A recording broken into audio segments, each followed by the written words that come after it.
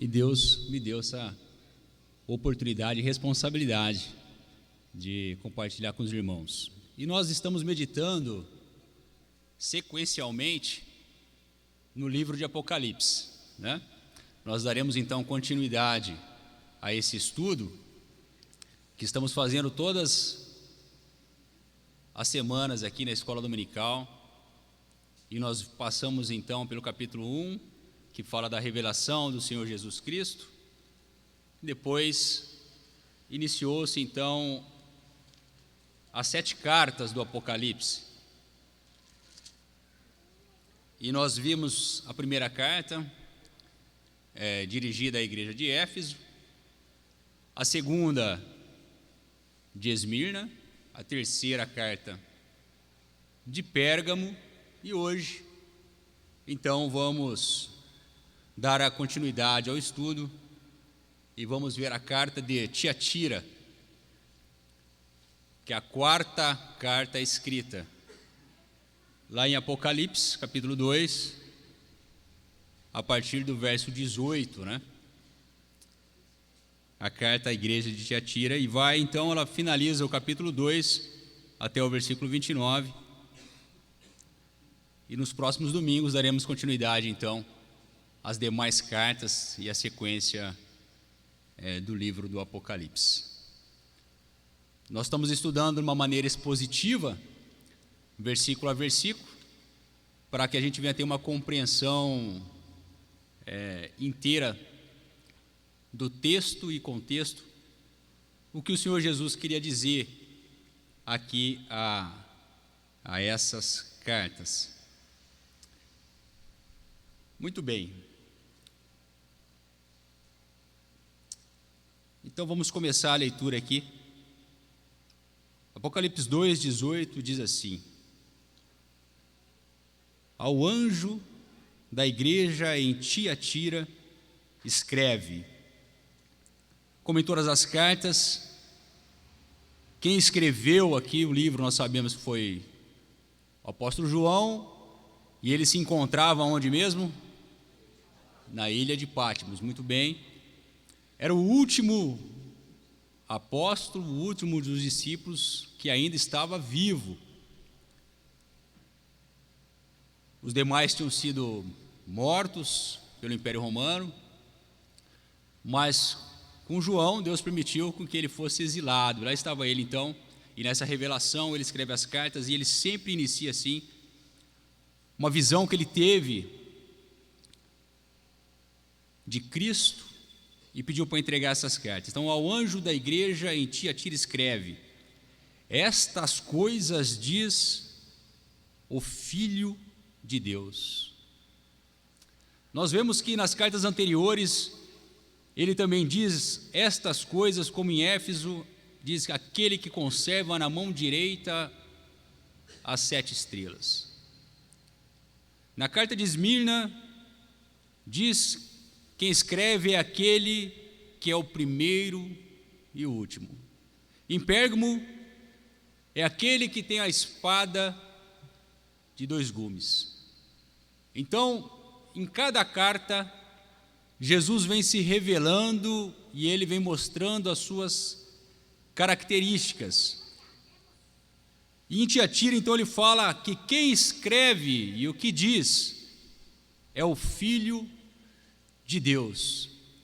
E para cada igreja, Jesus falava de uma forma singular, de uma forma direta, e o que nos faz a entender aqui, porque na igreja de Tiatira, um dos deuses que eram os mais cultuados no momento ali era Apolo, que considerado filho de Zeus.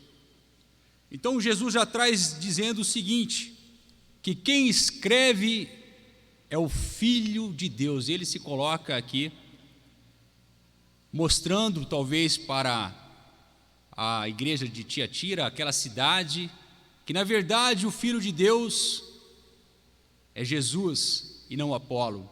E também há alguns estudiosos que dizem que pode ser que ele tenha escrito aqui para a igreja de Tiatira como Filho de Deus, pois havia ali muitos judeus que não ainda considerava Cristo, Jesus, como Filho de Deus. Então ele já de início, para começar a escrever essa carta, ele já se apresenta como Filho de Deus, e não uma maneira como nós vemos em várias passagens aqui na Bíblia. João, no livro de João, nas epístolas de João, João sempre escreveu em vários momentos falando sobre os filhos de Deus, que nós somos filhos de Deus, mas nesse momento aqui em específico, ele quer dizer que ele é o Filho de Deus revelado, que ele e o Pai é somente um. Então Jesus ele vem se apresentar aqui para a igreja de Tiatira, que de fato quem está escrevendo é o próprio Deus. E ele continua dizendo: estas coisas diz o Filho de Deus, que tem os olhos como chama de fogo, e os pés semelhante ao bronze polido. Para cada carta aqui, Jesus ele vem trazer elogios, advertência e exortação. E para a igreja de Tiatira em si, ele já começa se revelando, dizendo que ele é o que tem os olhos como chama de fogo. São as mesmas palavras que está na sua revelação, no capítulo 1, que quando você lê sobre Jesus glorificado, a visão que João teve de Jesus glorificado, ele vê justamente isso. E aqui então Jesus repete que ele é aquele que tem os olhos como chama de fogo, ou seja, da sua visão nada escapa. Ele é o Deus que tudo vê, nada fica encoberto aos seus olhos. E nós veremos aqui em Tiatira que Jesus vê nesta igreja e elogia as suas qualidades, que são muitas, não são poucas, mas também ele está querendo dizer aqui que ele vê os seus defeitos. Assim como nós cristãos, Deus conhece as nossas vidas. No final da carta aqui, ele diz que ele é o que examina mentes e corações. Ou seja, ele vê profundamente.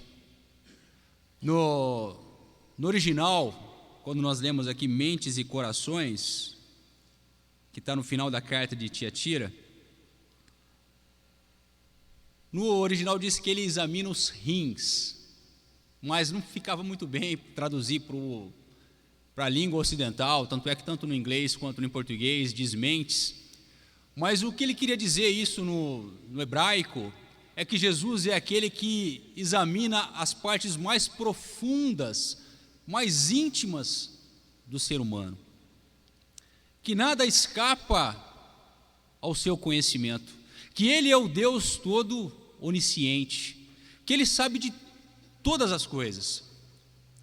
E também disse que ele tem os pés semelhante ao bronze polido. Ou seja, aqui vem trazendo que Jesus é o justo juiz, que Jesus é o reto julgador que fará juízo no final, no dia da ira do Senhor, que ele esmagará os seus inimigos. Então, Tiatira conhecia muito bem sobre o bronze. Quando nós vamos analisar a carta de Tiatira, nós vemos que essa cidade ali na Ásia Menor, que hoje é considerado a Turquia, nós vemos que a Tiatira é a menor cidade das 7 igrejas. O interessante é que, apesar dela ser a menor cidade, é a maior carta que João escreve. Isso já começa a trazer para nós o entendimento que Jesus se preocupa com todos os seus. Jesus se preocupa com o menor. E aqui na menor igreja da Ásia, ele escreve o maior texto. Tiatira não era tão famosa como Éfeso, uma cidade grande de Éfeso, só que lá em Éfeso tinha grandes esculturas aos deuses. Tiatira não era também grande como Pérgamo. Pérgamo era a capital da Ásia Menor ali. Pérgamo, e a palavra Pérgamo vem de pergaminho, pois na cidade de Pérgamo, que era a capital, tinha ali bibliotecas com mais de 200.000 pergaminhos para estudo. Se nós fizermos uma comparação com os dias atuais, Pérgamo seria a nossa Brasília aqui no Brasil, a capital, onde as coisas políticas acontecem. Éfeso seria a nossa São Paulo, ali onde tem os museus, a cultura, onde as coisas acontecem. Tiatira seria o interior, a cidadezinha do interior.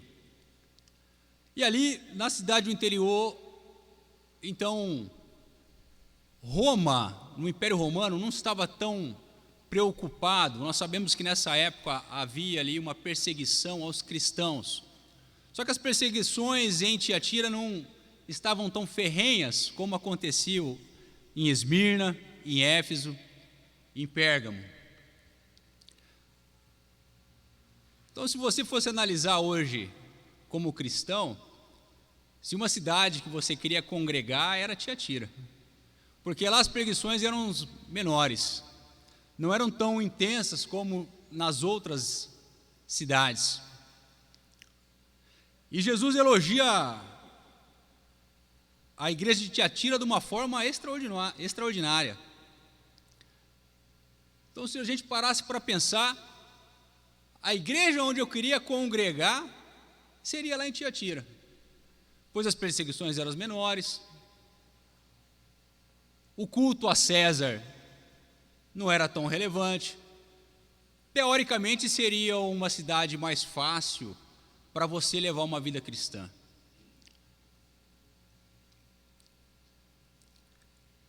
E no versículo 19, então, Jesus começa a dizer que conhece as tuas obras. Conheço as tuas obras, na cidade de Tiatira. Nessa cidade de Tiatira, apesar de não ser tão famosa como Éfeso, não haver tantas perseguições aos cristãos como em Esmirna, essa cidade, ela não era tão importante ali na Ásia Menor, porém, ela ficava na rota comercial entre a Europa e a Ásia. Quando você queria passar pelas outras cidades, você saía da capital Pérgamo e queria descer para Laodiceia, você tinha que passar em Tiatira. A rota comercial da Europa para a Ásia passava por Tiatira. Então, as pessoas que moravam ali, começou a se desenvolver um grande comércio. Ninguém queria morar em Tiatira, mas fazia negócio lá em Tiatira. E Tiatira, então, ela começou a vender muitas coisas. E ela se especializou na parte de tecidos, roupas. Então, existiam alfaiatarias, existiam as padarias, sapateiros. Tinha pessoas ali que trabalhavam com lã, com linho e com bronze. Tiatira passou então a ser conhecida como uma cidade que fabricava armas ali para o Império Romano do bronze polido.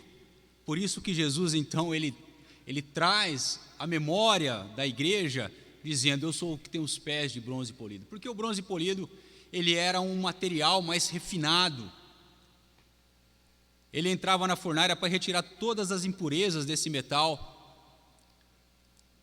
E nós vemos então ali em Tiatira acontecia a área comercial. É como se fosse o Brás, como se fosse a 25 de março. Ninguém quer morar lá, mas todo mundo quer ir lá fazer negócio. Não é mais ou menos assim, nos dias de hoje? Então Tiatira ela era uma cidade comercial. E nessa cidade comercial, para ela prosperar, ela foi desenvolvendo então as guildas, que nos dias atuais nós podemos chamar de sindicatos.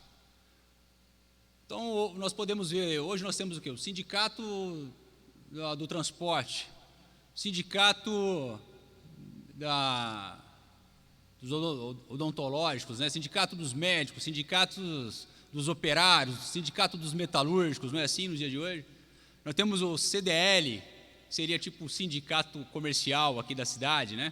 Fica ali no bairro Martins. Se você fosse analisar hoje pela história, eu acredito eu que o sindicato deve ter iniciado aqui em Tiatira. Porque tudo funcionava baseado nos sindicatos, nas guildas. Os comerciantes se associavam a esses sindicatos para poder fazer negócios. Até aí tudo bem. O problema é que esses sindicatos, eles tinham deuses patronos. Eles adoravam, cada sindicato tinha um deus patronal. Então se tinha ali o sindicato dos sapateiros, eles adoravam a uma divindade, a um deus. Nós vemos em Atos 16, a primeira pessoa da Europa que se converte, vocês sabem o nome dela? Lídia, muito bem, minha irmã. Ela estava lá na cidade de Filipos, teve encontro com o apóstolo Paulo, ali em Atos 16, e se converteu, mas ela era da cidade de Tiatira. E o que ela vendia lá? Púrpura, né? Vendia púrpura. Púrpura, lá tinha um sindicato das púrpuras. Púrpura é uma tinta que faz o tingimento do tecido. E Tiatira se destacou nisso, para fazer tecidos, púrpura, tingimentos, e cada então segmento do comércio, ele estava vinculado a uma guilda, a um sindicato. E esses sindicatos, cada um deles tinha um deus patronal. Só que havia ali então, nesses sindicatos, festas. Eles se reuniam e haviam banquetes, comidas. Só que esses banquetes, essas comidas, eram oferecidas aos deuses, ao seu deus patronal. E no final da festa ainda, era muito comum acontecer relações sexuais, orgias entre eles. Era o auge da festa. E ali então estava a igreja de Tiatira no meio disso.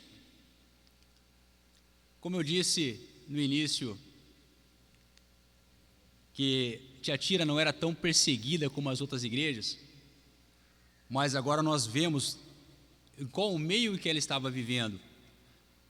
O problema é o seguinte, que quem não participava desses sindicatos, ele era como se excluído do meio do comércio, não conseguia fazer negócios, não conseguia fazer as suas vendas. Se ele tinha um cargo, ele era rebaixado. Se ele tinha um emprego, ele estava correndo o risco de ser demitido. Então, não participar das festas dos sindicatos, você estava fadado ao fracasso financeiro. Muito difícil uma pessoa prosperar em Tiatira se ela não participasse desse meio, se ela não estivesse ligado a esses sindicatos. E aí então que está o dilema. Os cristãos naquela cidade, para sobreviver, para comer, para prosperar, eles tinham que escolher ou participar desses sindicatos, ou então correr o risco de serem pobres, de serem rejeitados, de serem colocados como a escória da sociedade. por amor a Jesus Cristo e não fazer parte desses sindicatos. Eles tinham que fazer uma escolha. E assim, não só como naquela época, hoje nós também temos, em quantas vezes nas áreas de nossas vidas nós temos que fazer a escolha.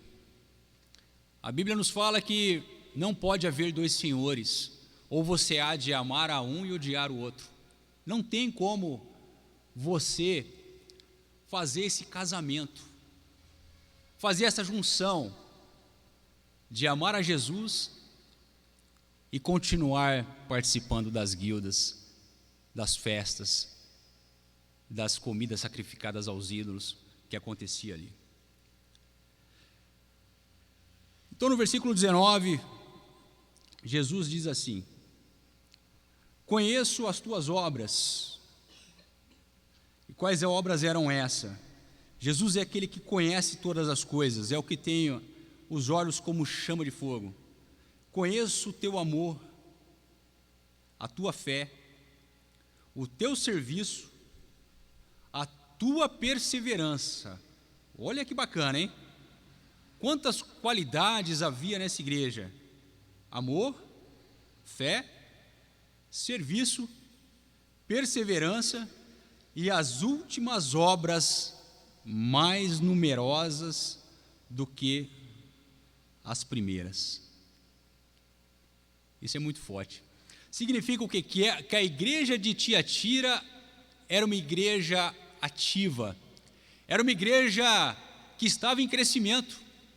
A igreja de Tiatira tinha qualidades aqui que de fato Jesus elogia de uma forma que em outras cartas não há tantos elogios como aqui.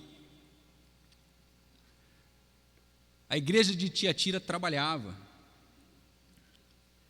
ela se tornava cada vez mais ativa no serviço a Deus, sempre abundante em obras, e o importante é isso, que as suas obras, as últimas obras maiores ou mais importantes que as primeiras. Isso é algo para a gente pensar, um elogio do Senhor Jesus a essa igreja, porque muitas vezes nós começamos na fé cristã com todo gás, né? Quantas vezes nós vemos que as pessoas se convertem ao Senhor Jesus e ele parece que está pegando fogo, está igual os olhos do Senhor Jesus, chamas de fogo, e ele faz de tudo. Que hora que vai ter a vigília? Ele quer estar lá, não é? Quando que vai ter um acampamento para a gente passar o final de semana louvando e adorando a Deus? Ele quer estar lá. No dízimo e oferta ele não quer dar 10%, ele quer dar 50% logo de uma vez. Se o pastor está precisando de alguma coisa, ele está pronto para tudo, está sempre disposto. Ele está naquela euforia inicial da sua conversão. Só que com o passar dos tempos, ele vai se esfriando, ele vai deixando as coisas esmorecer, e as obras então finais não são tão, quando tem obras, né? Não são tão expressiva como no início. Essa é uma lição que traz para nós, que Jesus viu em Tiatira que as obras finais dele, as últimas obras, eram maiores que as primeiras. Uma igreja engajada, uma igreja que tinha amor, uma igreja que trabalhava. Quando fala, conheço os teus serviços, no hebraico é diaconia, daí que vem os diáconos, serviço. Estava sempre disposto a trabalhar, a evangelizar. A igreja que estava ali, ajudando os necessitados. Não só os irmãos da igreja, mas evangelizando, fazendo com que a igreja crescesse. E as suas últimas obras maiores, ou seja, uma igreja que não parava, uma igreja que continuou. E isso é importante porque nós vemos na história da Bíblia, tanto do Novo como do Velho Testamento, pessoas que começaram muito bem, mas terminaram muito mal. Nós podemos ver Sansão, que começou muito bem, mas terminou muito mal. Igual a irmã falou, Saul começou muito bem. Vocês conhecem a história de Saul, terminou muito mal. Salomão, esse começou bem demais, também terminou mal. Agora nós temos um que começou muito mal, mas terminou muito bem. Apóstolo Paulo era aquele que perseguia a igreja.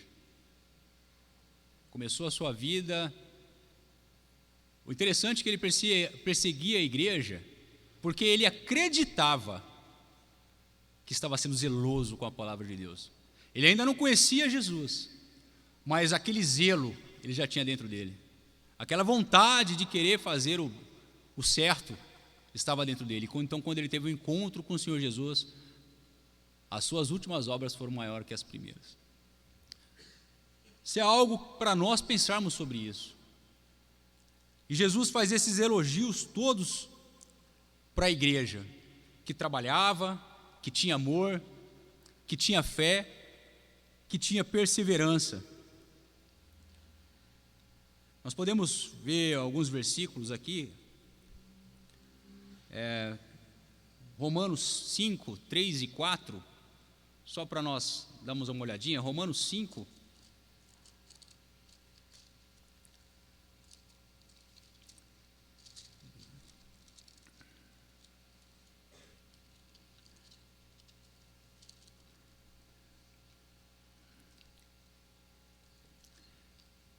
todos acharam? E não somente isto, mas também nós nos gloriamos nas tribulações, sabendo que a tribulação produz perseverança. O que a igreja de Tiatira tinha? Perseverança, qualidade. E a perseverança, experiência, a experiência, a esperança. Nós temos outros versículos, Tiago 1, 3, 4, 12, 2 Timóteo 3,10, tudo falando sobre essas qualidades. Lucas 8,15, o bom solo produz fruto com perseverança, que é a passagem do semeador, que fala dos 4 tipos de solo. A palavra caiu em bom solo, essa produziu fruto com perseverança, Lucas 8,15. Então era uma igreja perseverante na fé, no amor, na ajuda para com os irmãos. Interessante que na igreja de Éfeso, qual foi a exortação de Éfeso? O que Jesus falou, o que eles tinham perdido? O primeiro amor. Tenho contra ti, que perdeste o primeiro amor. Deves voltar ao primeiro amor. Tiatira tinha amor. Tiatira é uma igreja que tinha não só amor, mas tinha outras qualidades. Mas uma coisa que a gente aprende aqui é que obras não justifica pecado. Tiatira tinha muitas obras. Conheço as tuas obras, o teu amor, a tua fé, o teu serviço, a tua perseverança, e que as últimas obras são mais numerosas que a primeira. Tiatira tinha tudo isso, mas o que então que lhe faltava? A tolerância para com o erro, a tolerância para com o pecado. Vamos continuar aí no versículo 20. Tenho, porém, contra ti o tolerares que esta mulher Jezabel, que a si mesmo se declara, profetiza, ela se autodeclara. Não foi a igreja que a considerou profetisa, que a via como profetisa, mas ela se autodeclara profetisa. Eu acho interessante isso com o que nós vemos nos dias atuais. Ela era professora, já estava ensinando. Tenho contra ti que toleras essa mulher, que se declara profetisa, que não somente ensine, mas o que ela faz? Seduz os meus servos a praticarem a prostituição e a comerem coisas sacrificadas aos ídolos. Como que uma igreja que tem tantas obras, fé, amor, perseverança, ela, ao mesmo tempo que tem todas essas qualidades, ela consegue tolerar uma situação dessa?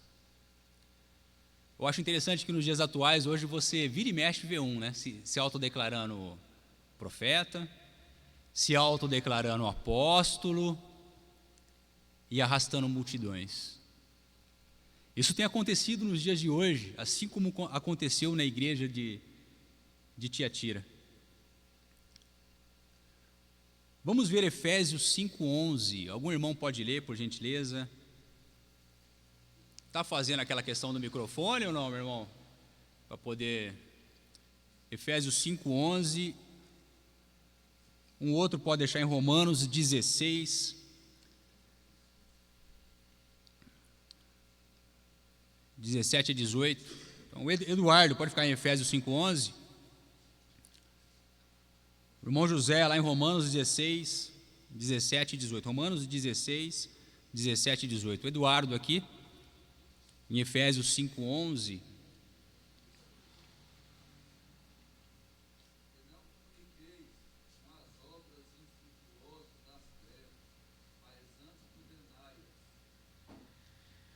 Não comuniqueis com as obras infrutíferas das trevas, mas antes condenai-as. E Romanos 16, 17 e 18. Irmãos, peço que notem bem aqueles que provocam divisões e escândalos, em desacordo com a doutrina que vocês aprenderam. Afastem-se deles, porque esses tais não servem a Cristo, nosso Senhor, e sim a seu próprio ventre, com suaves palavras e lisonjas. Com suaves palavras e lisonjas, enganam o coração das pessoas simples. Muito bem. Olha essas duas passagens, versículos. Irmãos, afasta-se daqueles que provocam escândalos em desacordo com a doutrina que aprendeste. Afastai-vos deles. Afastai-vos deles. Com essas tais não servem a Cristo, e sim o seu próprio ventre. É o que estava acontecendo aqui em Tiatira. E com suaves palavras e lisonjas engana o coração dos incautos. Aqui, a profetisa, que se dizia profetisa, Jezabel, e o interessante é que talvez o nome dessa mulher não seja Jezabel mesmo, de fato. Não dá para saber se de fato o nome dela era Jezabel, mas sim, o que estava querendo dizer é que ela estava fazendo um comparativo com a Jezabel do Velho Testamento, que para os israelitas foi a pior mulher que existiu no meio de Israel, que ela era a rainha de outro povo, de outro país, que casou com o rei Acabe. E ela, naquela época, Jezabel do Velho Testamento, ela desvirtuou todo o povo de Deus. Ela criou postes ídolos nas cidades para que se adorassem vários deuses. Entre o mais famoso era Baal. E os profetas de Deus na época, muitos fugiram, ficando somente Elias. Vocês devem conhecer essa passagem, que Elias e os profetas de Baal. E essa Jezabel, então, ela deturpou tudo que ela podia fazer e acontecer, ela fez lá em Israel, da parte norte, né, tinha sido dividido o norte e o sul. Judá ficou em sul, o rei do sul, e o rei do norte então ficou Acabe, tinha ficado ali Acabe, e a esposa dele, Jezabel, contaminou o marido, né, porque na verdade quem dava ordens era o rei. Só que, como diz, né, que todo bom homem tem uma boa mulher por trás, né? Eu acho que todo mal tem uma má mulher também, não é possível. O que ela fez ali? em Israel naquela época, e Acabe era aqueles que só dizia amém, né?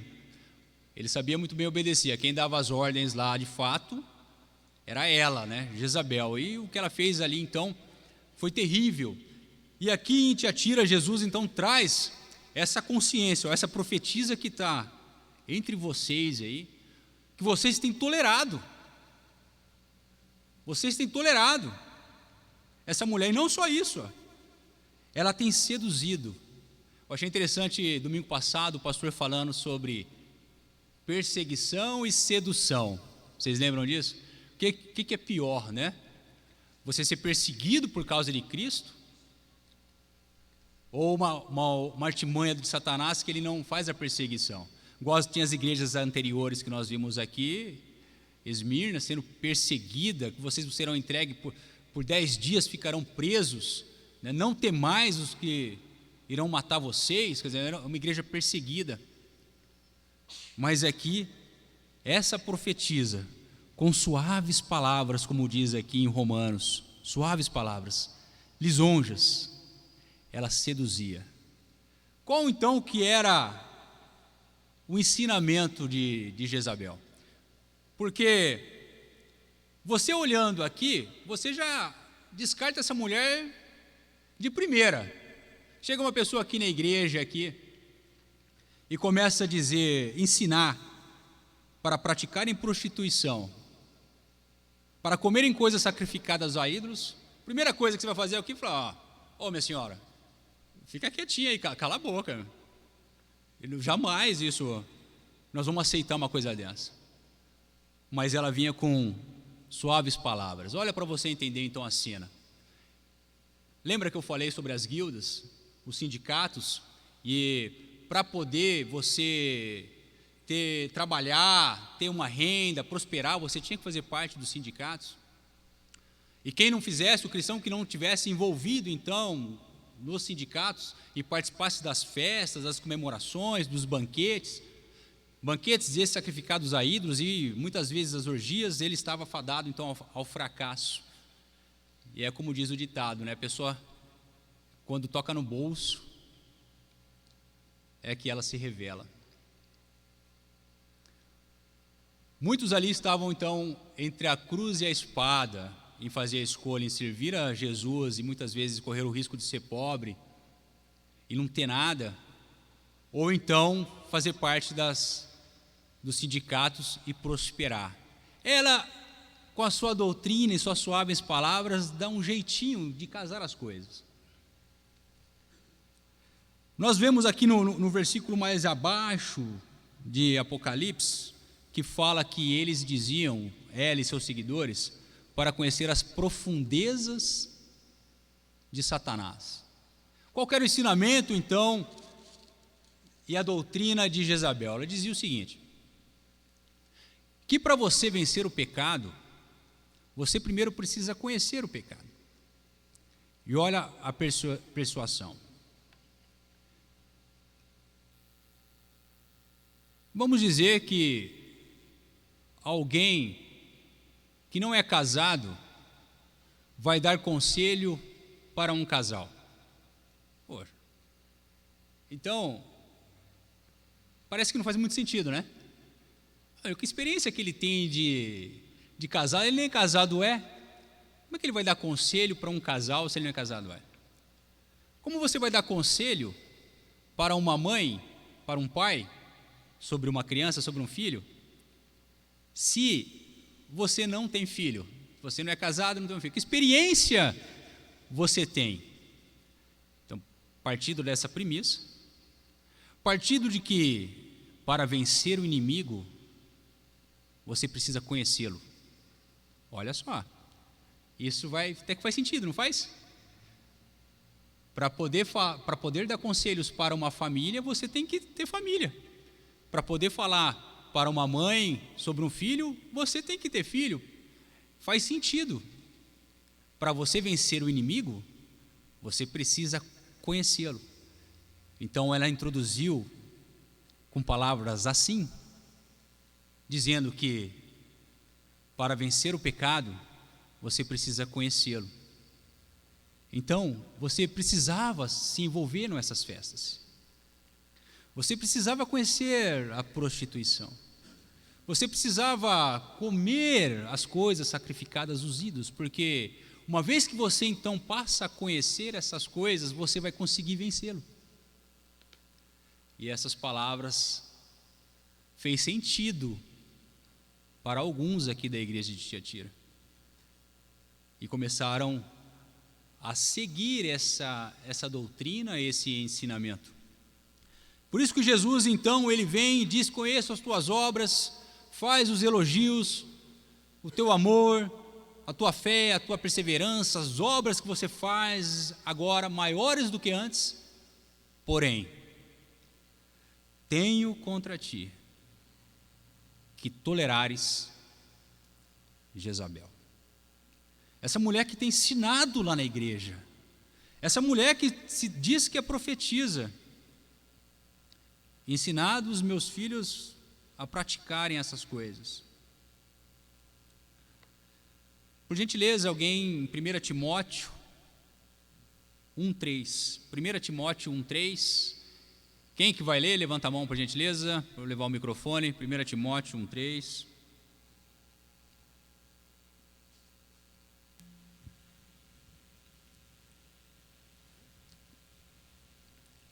Tem algum irmão? Possa ler?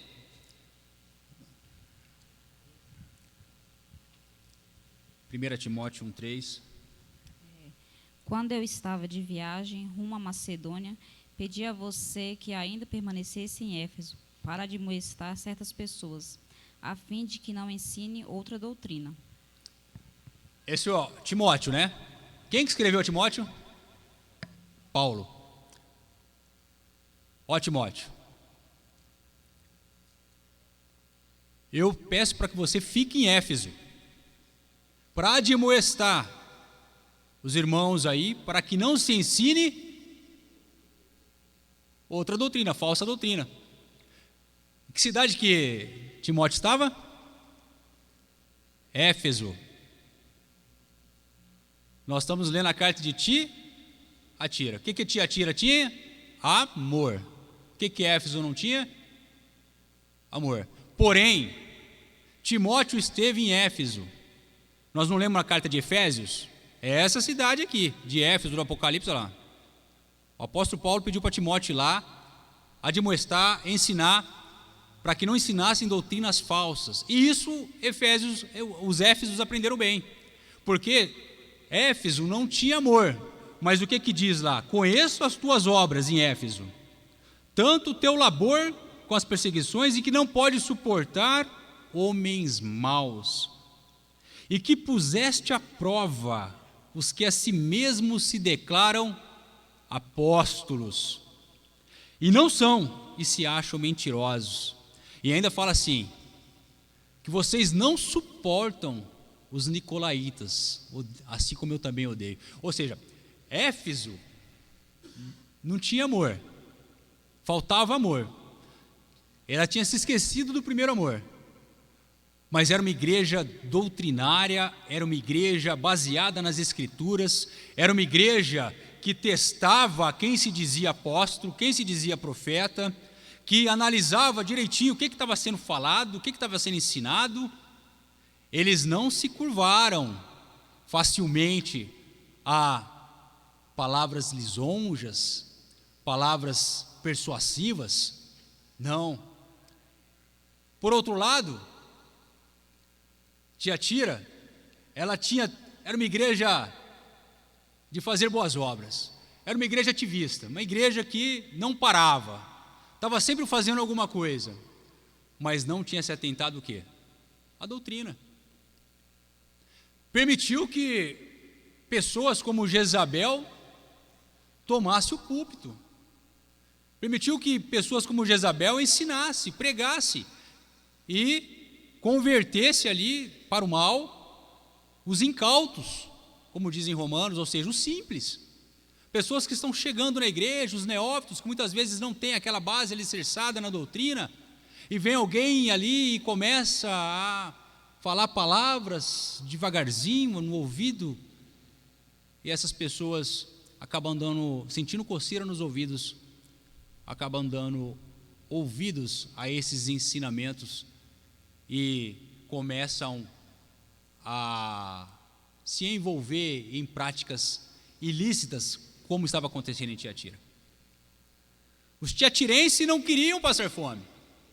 Os tiatirenses não queriam ser excluídos da sociedade. Os tiatirenses não queriam que os seus negócios dessem com os burros na água. Eles queriam prosperar. Não é nada diferente de nós hoje. Nós estudamos, nós nos formamos, nós trabalhamos, nós queremos prosperar, queremos dar os melhores para os nossos filhos, e tudo isso está envolvido em questão financeira, em questão de dinheiro. Naquela época não era diferente. Mas para que eles prosperassem, eles precisavam se envolver em coisas erradas. E eles sentiram então no direito, segundo a doutrina de Jezabel, a praticar essas coisas e continuarem na igreja. Éfeso não. Eu me lembro um podcast que eu estava vendo uma vez, fizeram uma pergunta não é Hernandes Dias Lopes, o tio Nico, como é que é o nome dele mesmo? O Augusto Nicodemos, isso aí, o reverendo Augusto Nicodemos, fizeram uma pergunta para ele, dizendo o seguinte: analisando aqui dos anos 80 para os anos 2000, nós vemos um grande crescimento do meio evangélico no Brasil. Só que desse crescimento, a maior parte são dos pentecostais, não são das igrejas reformadas. E a resposta do Augusto foi o seguinte: é fato, isso é verdade. O grande percentual do crescimento do meio evangélico são dos pentecostais. Por quê? Porque nas igrejas reformadas, ela tem um formato em que não se levanta qualquer um para pastor, para presbítero, antes de uma análise mais profunda. Para pastor tem que fazer um seminário de 4 anos, e depois passar por algumas provas. É como diz em Timóteo, né?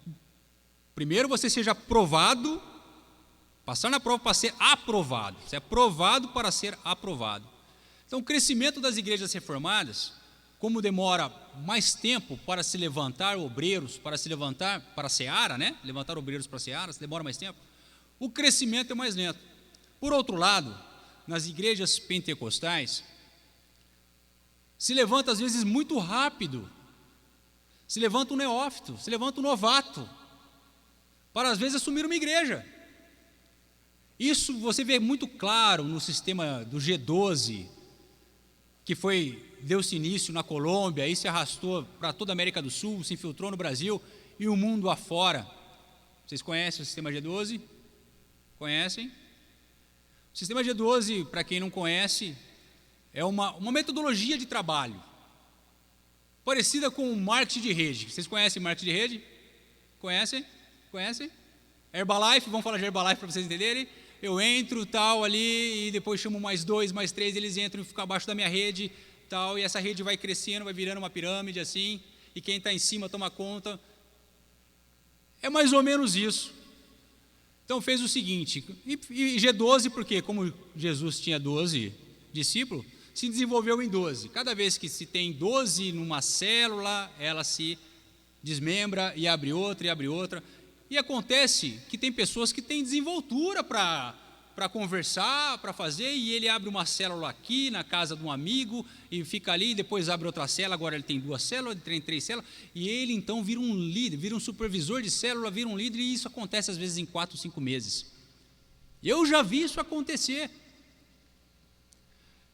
E ele com 6 meses ali, às vezes de convertido, tal, e agora ele já tem 6, 7 células. É um grande candidato agora, então. Continuar chegando mais pessoas na igreja, a igreja continua crescendo, é um grande candidato deles virar um pastor, mesmo sem ter um curso teológico, mesmo sem se aprofundar na Bíblia. E ele é levantado a pastor, ungido a pastor, põe ele para administrar uma igreja, e Só que o que essas pessoas têm? Amor, fé, perseverança, trabalho, diaconia. Tem tudo isso. Mas falta o que faltou em Éfeso: doutrina, conhecimento. Então essa foi a resposta do Nico nesse podcast. E isso acabou causando, com o passar do tempo, essa vergonha que a igreja evangélica passa nos dias atuais. Hoje muitos pastores têm vergonha. Ele perguntava: o que você faz? Qual a sua profissão? Eu sou pastor. Por quê? Porque está contaminado de tantas heresias, de tantas coisas erradas que aconteceram por falta de doutrina, por falta de embasamento bíblico, por falta de conhecimento da palavra.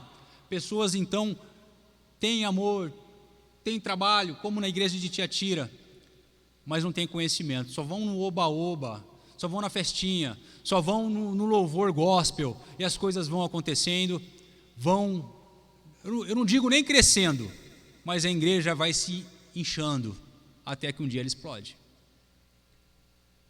E é isso que aconteceu em Tiatira. 100 anos depois da escrita da carta de Tiatira, essa igreja não existia mais. No segundo século não existia mais essa igreja. A carta foi escrita no primeiro século, no segundo não existia mais. Por causa de doutrinas como essa de Jezabel. Continuando,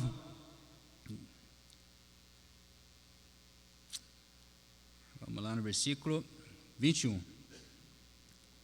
Dei-lhe tempo para que se arrependesse. Ela, todavia, não quer se arrepender da sua prostituição. Jesus é paciente. Jesus é longânimo. Nós vemos aqui que essa mulher, quando Jesus fala dele tempo, nós vemos duas coisas: que ela ficou nessa igreja fazendo esse ensinamento por um certo tempo. Não foi só uma vez, foi um certo tempo que ela ensinou essas doutrinas. E Jesus ficou olhando, observando. Tempo para que ela se arrependa. Mas ela não quis se arrepender. Ninguém vai poder dizer no dia do juízo que ele não aceitou Jesus, que ele não se converteu, porque ele não teve tempo. Jesus dá tempo a todos para que se arrependam, se convertam e voltem aos caminhos. Fez isso no Velho Testamento em várias passagens, cidade de Nínive, fez o dilúvio e tantas outras passagens. Deus sempre, Ele espera. É como diz lá em Ezequiel 33: eu não tenho prazer na morte do ímpio. Deus falando: eu não tenho prazer na morte do ímpio. Antes, o meu desejo é que ele se converta e viva. Escolhei, pois, a vida. Deus fala isso para eles. Mas, se a pessoa não quer se arrepender dos seus maus caminhos, é o que continua dizendo aqui no versículo 22. Eis que a prosto de cama,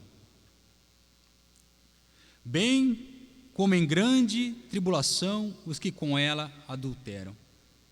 Interessante, né? Que no mesmo local que ela praticava orgia, praticava as coisas ilícitas, que é uma cama, nesse mesmo local Jesus vai colocá-la. Mas agora, prostrada, enferma, doente, porque não se arrependeu. E com ela, grande tribulação, e os que com ela adulteram, caso não se arrependam das obras que ela incita, que ela ensina. Matarei os seus filhos. E filhos aqui não são os filhos de sangue da Jezabel, mas os seus seguidores, as pessoas que seguiam os seus ensinamentos. matarei os seus filhos. Quando eu li isso aqui, eu matarei os seus filhos. Quem está dizendo isso? Jesus. Eu acho interessante que as pessoas fazem um comparativo. O Deus do Velho Testamento, ele era cruel, ele matava. Mas Jesus do Novo Testamento, ele é amor, é paz e alegria. Vocês já viram fazer essa comparação? As coisas mudaram. Aquele Deus rancoroso, bravo, irado, ele era do Velho Testamento. No Novo, Jesus trouxe paz e amor. É uma alegria. Mas aqui você vê no Novo Testamento, no último livro, o próprio Jesus dizendo: matarei os seus filhos, e todas as igrejas conhecerão que eu sou aquele que sonda mentes e corações. Ou seja, aquele que não se arrepende dos seus maus caminhos, ele está fadado, de fato, a correr riscos, a juízos, como Jesus disse no início: eu sou o que tem os olhos como chama de fogo. Eu estou vendo as tuas obras, eu estou vendo as coisas boas que você está fazendo, mas eu também estou vendo os seus pecados. Eu sondo mentes e corações, não há nada oculto aos meus olhos. Eu sei o que você está fazendo. Aqui na igreja você senta no banquinho, louva ao Senhor, ora a Deus, parece um santo. Mas lá no sindicato, lá nas escondidas, você tem se prostituído, você tem comido coisas sacrificadas a ídolos, você tem praticado orgias. E o interessante é que as pessoas que faziam isso, você no mundo aí fora, nós não estamos livres de receber convites assim, sim ou não? Mas é natural você receber convite de pessoas incrédulas: vamos lá na festa do cabide, vamos fazer isso, fazer aquilo, sim ou não? Mas você recebeu um convite desse, de uma pessoa de dentro da igreja, mulher que se dizia profetisa, que quer ensinar a palavra de Deus. Imagine eu, o pastor, aqui chegar para você: meu irmão, vamos lá na festa do cabide lá. Misericórdia, tem que falar, tá amarrado nessa hora, né? Você está precisando se converter, meu irmão. E é o que estava acontecendo aqui em Tiatira. Mas voltando aqui, Jesus é o mesmo Deus do Velho Testamento. Deus Pai e Deus Filho é um. E ele diz isso: matarei os seus filhos. Eu sou o que tenho os pés como bronze polido. Eu vou pisar, vou esmagar todos os meus inimigos. Eu sou o que sonda mentes e corações, e vos darei cada um segundo as vossas obras. Quando ele fala matarei os seus filhos e todas as igrejas conhecerão que eu sou aquele, todas as igrejas conhecerão, ou seja, castigo divino. E ele tem dois propósitos. O primeiro, de fato, é esse, né? O castigo dos culpados. Mas tem um segundo. Há um segundo motivo para esse castigo, que é o temor e tremor da sua igreja. Nós podemos ver isso aqui, ó. É um alerta para todos. Eu fiz uma anotação aqui de Números 16, que fala de Corá, Datã e Abirão. Vocês lembram dessa passagem? Corá, Datã e Abirão? Moisés era o homem de Deus, Arão o sacerdote. Corá, Datã e Abirão se rebelaram com mais 250 pessoas. Moisés, o que você está achando, Moisés? Você acha que é só você que tem poder aqui? Você acha que é só você que manda aqui? Todo mundo aqui é santo, a igreja toda é santa, o povo todo é santo aqui, Moisés, igual você. Você não é nada não. Então Moisés chama ele para um duelo no dia seguinte. Vocês saberão então quem é de Deus aqui e quem não é.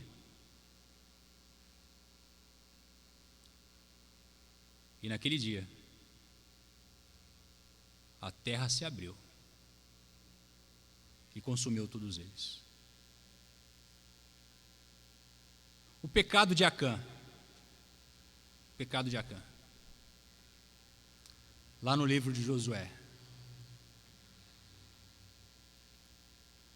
Quando Josué percebeu que não venceu aquela guerra, ele falou: há pecado aqui no meio de nós. Alguém tem pecado aqui. E por sorte caiu na tribo de Judá. Depois da tribo de Judá caiu na casa do pai de uma família e caiu sobre Acã. E Acã então confessa: de fato eu pequei, eu roubei, eu vi lá uma roupa bonita lá, mas o ouro peguei para mim. Ele e todos os seus foram consumidos.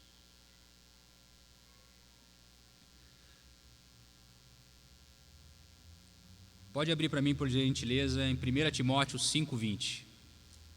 1 Timóteo 5:20. 1 Timóteo 5:20.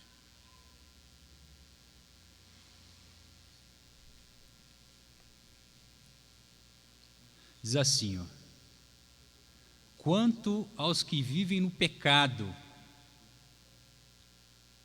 repreende-os na presença de todos, para que também os demais temam. Então, um castigo divino, como Jesus fala aqui: eu matarei os seus filhos, e todos saberão, todas as igrejas saberão, não só a igreja de Tiatira, mas todas as outras 7 igrejas saberão que eu sou o que sonda mentes e corações, e não vou deixar barato esse pecado. Quanto aos que vivem em pecado, repreende-os na presença de todos, para que também os demais temam. Então, mostrei Corá, Datã, Abirão, Acã. No Novo Testamento tem passagem assim? Tem. Safira, Ananias e Safira. O que aconteceu ali? Se você ler um versículo antes, você vai ver ali que esqueci o nome dele agora, meu Deus do céu. Barnabé, ele tinha vendido uma propriedade. E ele pegou aquele valor da propriedade e depositou aos pés da igreja, aos pés dos discípulos ali, para abençoar a igreja. A Bíblia não fala, mas com certeza ali, os irmãos daquela igreja falaram: que atitude bonita de Barnabé, que bacana o que Barnabé fez. Ananias e Safira também observou o que ele fez, falou: vou fazer igual. Ficaram com inveja de Barnabé. Eu também quero receber elogios, eu também quero que a igreja me reconheça aqui. Aí eles foram também e venderam um campo, Ananias e Safira. Vamos levar lá na igreja também esse valor. Mas aí chegou na hora de dormir, lá à noite, eles devem ter conversado: é muito dinheiro, né? Vamos fazer o seguinte, vamos ficar parte para nós desse dinheiro, e vamos levar só uma parte do dinheiro lá, como dízimo, mas a igreja toda vai pensar que nós estamos dando tudo, igual Barnabé. E assim eles fizeram. Por revelação, o apóstolo Pedro então chega e pergunta para Ananias: Ananias, você vendeu esse terreno por X? Sim, claro, foi por X.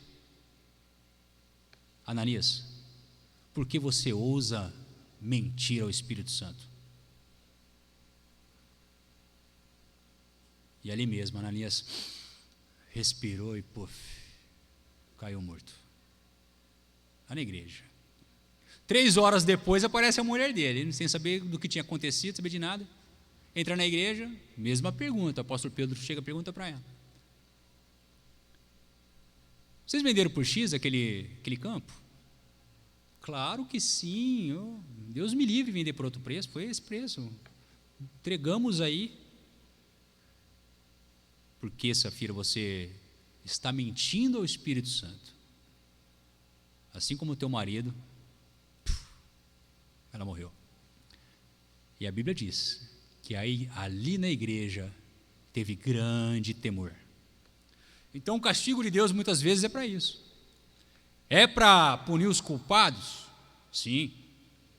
Mas também para que a igreja tenha temor e tremor, que o Deus é amor, mas Ele é o Deus de justiça, Ele é o Deus da vingança. Ele fala, a vingança é minha, não é sua, meu irmão, mas é dele. Por isso que nós depositamos nele toda a nossa dor, o nosso sofrimento, as injúrias, as perseguições, tudo o que nós passamos. Nós não devemos pegar a espada e querer resolver com a força do nosso braço, mas colocar nele, pois ele é o Deus que tem os olhos de fogo, conhece todas as coisas e fará justiça pelos seus. Finalizando,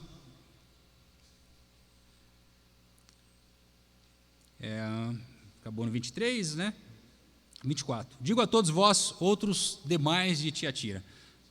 Os demais de Tiatira são os que não se contaminaram, os que não toleraram, os que não praticaram as obras de Jezabel. Digo, todavia, a vós outros, os demais de Tiatira, tantos quantos não têm essa doutrina e que não conheceram. Como é que eles dizem? As coisas profundas de Satanás. É o que ela estava ensinando. Para você vencer uma batalha, você precisa conhecer o seu inimigo. Para você vencer o pecado, você precisa se envolver com ele. Vamos lá nas guildas. Vamos lá no sindicato praticar o que eles praticam. E continua, outra carga não jogarei sobre vós, porque para esses irmãos aqui, eles não tiveram força, pelo que nós vemos, para mandar embora Jezabel da igreja. A Bíblia diz que eles toleravam. Provavelmente ali, ela tinha uma grande influência na igreja, ou os principais da igreja, o anjo da igreja, para quem foi escrito, o pastor, o bispo, seja quem for, tolerava Jezabel.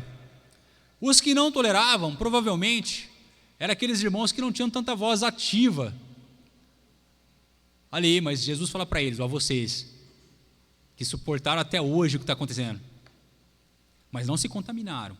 Eu não vou pôr, você já deve ter passado uma situação difícil viver com isso. Não colocarei outra carga sobre vós, mas conserva, tão somente conservai o que tendes, até que eu venha.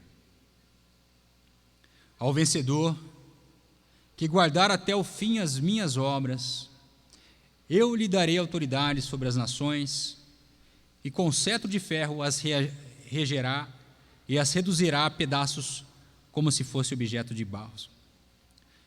Isso está escrito lá em Salmos 2:8-9, são essas palavras aí, Salmos 2:8-9, uma promessa ao vencedor, diz praticamente as mesmas coisas, depois você pode ler. Com cetro de ferro regerá e as reduzirá em pedaços, como se fosse objeto de barro. Nós, os vencedores, que perseveraremos, que manteremos fiel a palavra guardada em nossos corações, nós seremos reino e sacerdote junto com Cristo, reinaremos com eles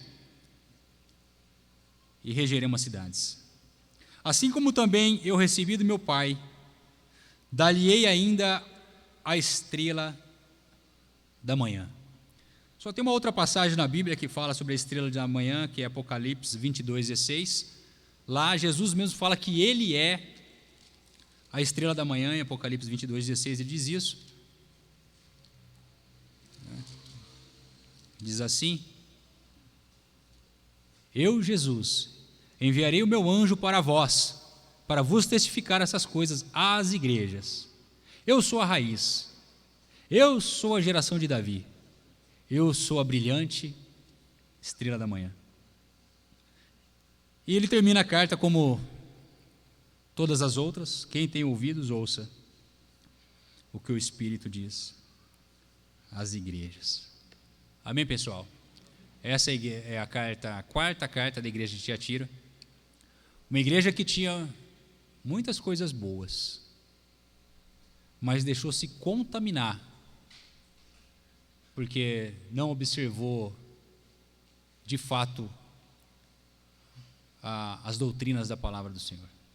Que nós possamos ter esses cuidados. Os presbiterianos muitas vezes são chamados de sorveterianos, não é isso? Sorvete gelado, né? Quer dizer, muito conhecimento, pouco amor, vamos dizer assim, as pessoas pensam aí fora. Será que os presbiterianos se parecem então com a igreja de Éfeso? Será que os pentecostais parecem com a igreja de Tiatira? Querem fazer tudo, querem alcançar tudo, querem buscar tudo, mas muitas vezes acabam deixando acontecer muitas coisas erradas que a gente vê aí no meio pentecostal. Qual que é a igreja ideal? Nenhuma nem outra. Talvez o casamento das duas, né? Talvez o casamento de Éfeso e Tiatira ali. Éfeso não aceitava homens maus, provava quem se dizia apóstolo, não aceitava os nicolaítas, mas faltava amor. Tiatira, muito amor, mas faltava conhecimento da palavra. Que nós possamos, que a igreja semear aqui de Uberlândia, nossa igreja, possa ser a igreja que consiga fazer esse casamento perfeito, de a gente fazer a obra de Deus, acolher os necessitados, praticar as obras do Senhor, mais ainda agora do que antes, mas não perder a sã doutrina. Amém, pessoal? Alguém quer comentar alguma coisa?